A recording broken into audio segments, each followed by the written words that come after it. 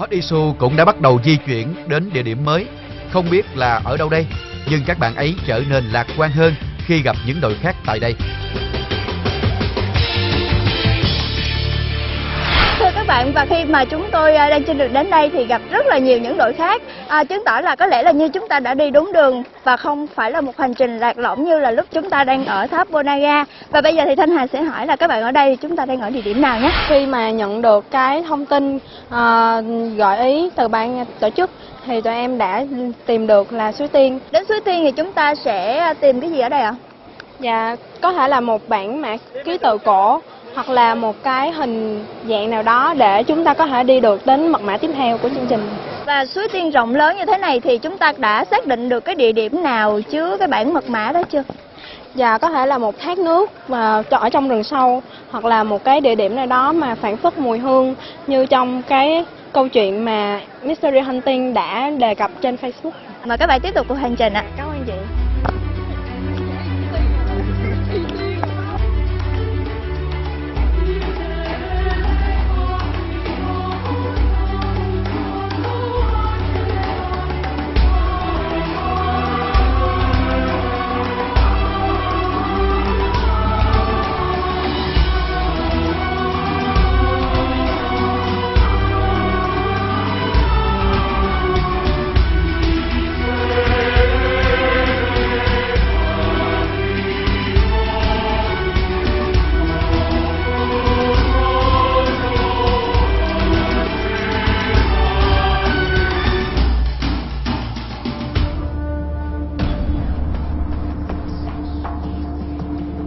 Và sau khi đi sâu hơn vào khu rừng, Hot Issue cũng đã gặp nhiều đội khác như HAH, siêu nhân chuối, chưa nghĩ ra.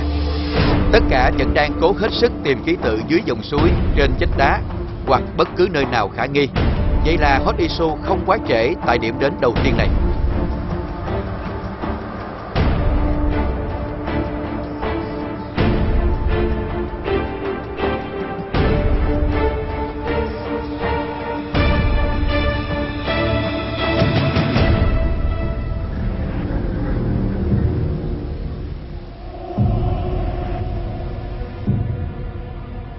Ký tự cổ đã xuất hiện trên một vách đá cao. Siêu nhân chuối là đội đầu tiên phát hiện, và sau đó lần lượt các đội còn lại cũng tìm ra. Thưa quý vị, cuối cùng thì sau một hồi leo từ dưới chân suối lên đến đầu thượng nguồn thì đội của Phương Thảo cũng đã tìm ra được ký tự rồi. Các bạn ấy thì cũng đang rất là tích cực để có thể tập trung cao độ tìm ra được đáp án và tiếp tục cuộc hành trình của mình.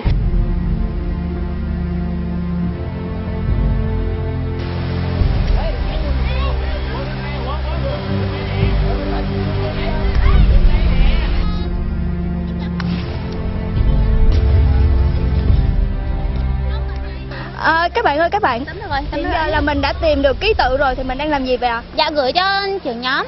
Trưởng nhóm của mình đang ở đâu? Trưởng nhóm ở dưới ạ, đang giải mã. Bây giờ mình gửi cho trưởng nhóm để trưởng nhóm giải mã trước rồi mình leo xuống hả? Dạ không, tại vì cái này là nhóm bọn em sẽ để đang tranh giải Red Spirit nên bọn em sẽ gửi xuống trưởng nhóm và trưởng nhóm gửi cho ban tổ chức trước. Dạ đội nào sẽ gửi sớm nhất là đội đó sẽ được giải Red Spirit. Và cái đó bọn em sẽ có hỗ trợ thì hai nhóm liên tục với nhau, dưới kia sẽ giải tiếp luôn, vừa gửi ban tổ chức vừa giải tiếp. Dạ có nghĩa là nếu bọn em xuống tới đó kịp là sẽ đi tiếp giải tiếp vòng 2. Một cách rất là thông minh, hy vọng là đội mình sẽ về nhất ha. Dạ em con phải gửi được đúng không? Không biết nếu vào giờ bà mạng rồi nè. Không biết là tình hình bên Phương Thảo như thế nào, nhưng mà ở bên Thanh Hà thì có một trường hợp khá là đặc biệt. Thanh Hà quyết định là sẽ đổi qua bên team chưa nghĩ ra, và hiện giờ thì các bạn ấy vẫn còn đang ở phía trước chuẩn bị lên xe, và Thanh Hà sẽ theo các bạn ấy lên xe để đi đến điểm thứ 2 của cuộc hành trình này nha.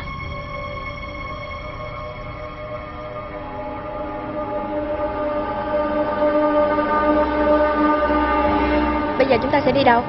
Dạ thì theo manh mối mà tụi em vừa mới tìm được á thì câu trả lời là sẽ là nhà thờ đá, nhưng mà tụi em cũng không quá chắc lắm, tại vì đó cũng chỉ là dựa trên những cái suy luận của cả nhóm mới ra được cái câu trả lời này. Từ đâu mà bạn có thể tìm ra được cái dòng chữ của mình là nhà thờ đá? Dạ thì dựa theo cái gợi ý của cái mật thư thì qua đó chúng ta biết được á là phải dựa theo cái quy luật mà của cái ông Blaise de Vigenère này để giải ra cái mật thư đó. Nhà thờ đá nằm trên độ cao 12 mét giữa trung tâm thành phố Nha Trang. Tên chính thức của nhà thờ là nhà thờ Chánh tòa Kitô vua, nhưng thường được người dân trong vùng nhắc đến với tên gọi giản dị là nhà thờ đá, nhà thờ núi. Nhà thờ là một trong những nét kiến trúc độc đáo, mang đậm phong cách Pháp. Lối kiến trúc này giống với nhà thờ ở Sapa và một số địa điểm khác tại Việt Nam. Một gác chuông cao ở chính giữa có treo 3 quả chuông là điểm dễ nhận biết của các nhà thờ Công giáo phương Tây.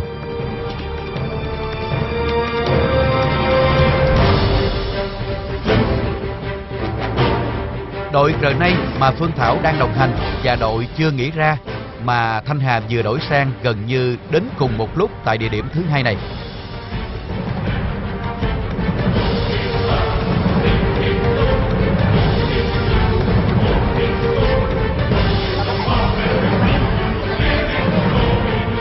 Trong khi R này đang chưa biết phải làm gì thì chưa nghĩ ra đã tìm được cho mình những manh mối quan trọng.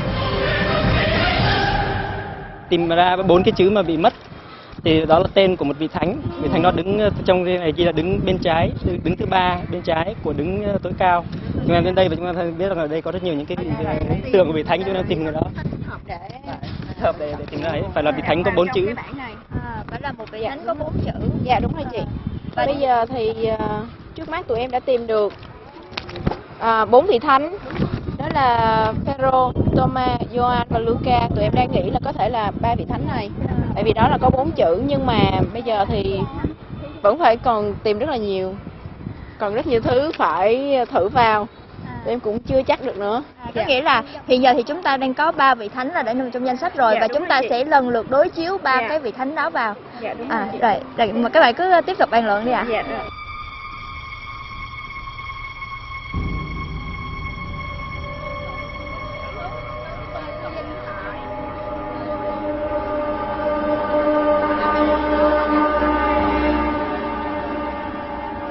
Như vậy là sau một thời gian mình tra các tên các vị thần vào thì cuối cùng mà cái tượng và cái tên vị thần đó là tên vị thần nào ạ? Là Luca, bởi vì đây là người đứng thứ 3 sẽ bên phía bên trái của đứng tối cao. Và tụi em đã ra được câu là tứ tôn tử tọa lạc tại dinh Hòn Đỏ, và bây giờ tụi em đang di chuyển vào dinh Hòn Đỏ để kiểm tra.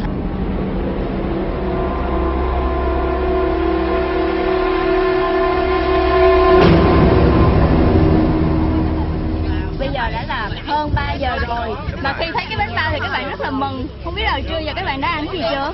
Chưa ăn gì rồi. Vậy mình đã ăn sáng chưa? Cũng chưa luôn chị. Vì giải mật thư nên là mình quên cả đói luôn phải không? Đúng rồi. Theo Hà biết thì ngày hôm nay, ngày đầu tiên thì mình phải đi trên đất liền. Thực chất thì dinh Hòn Đỏ không phải trên đất liền, nhưng mà sau khi thủy triều rút thì chỉ có thể đi bộ qua hoặc là đi ghe qua thì rất là nhanh, nên là tụi em nghĩ nó cũng, nếu mà trên đất liền thì cũng được chứ không phải là không được. Dạ. Có nghĩa là mình là 50-50. Dạ đúng rồi chị. Đó thôi.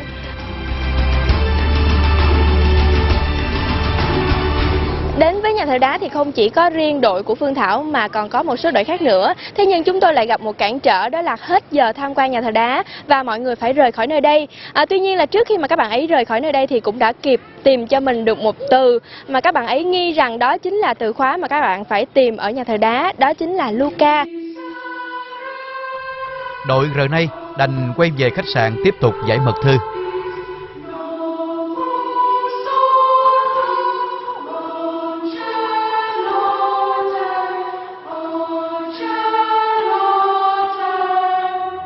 Vâng thưa quý vị, sau một hồi về khách sạn và các bạn ấy cũng có dành một chút thời gian cũng như chia ra một số nhóm để giải cái ký tự của chúng ta, thì bây giờ các bạn ấy đang bắt đầu hành trình để đến với Hòn Đỏ. Không biết là các đội khác thì đã bắt đầu di chuyển hay chưa, bởi vì là đội của Phương Thảo cũng mất khá là nhiều thời gian ở khách sạn để có thể tìm ra được cái điểm đến này.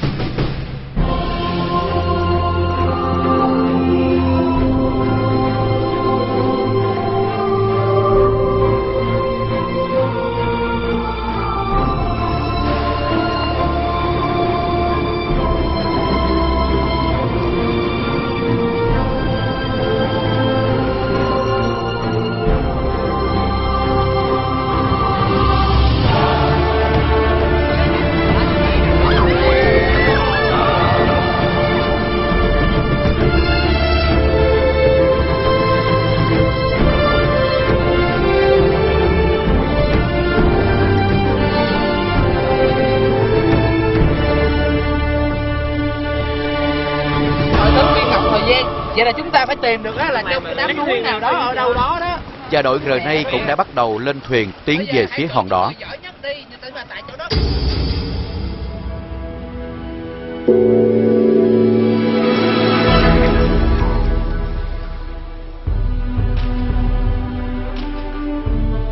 Là đội đầu tiên đến hòn đỏ, tuy nhiên mất khá nhiều thời gian, đội chưa nghĩ ra vẫn chưa tìm được manh mối gì mới tại đây.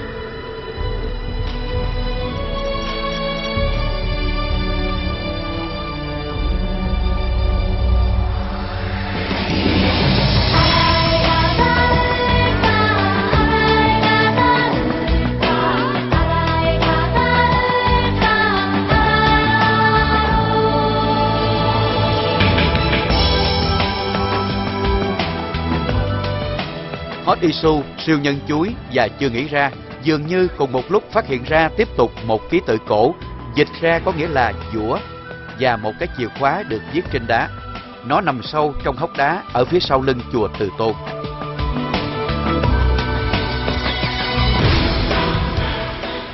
Rnay không đến quá trễ, đã tìm ra được ký tự và gửi về ban tổ chức, nhưng trời đã không còn sớm.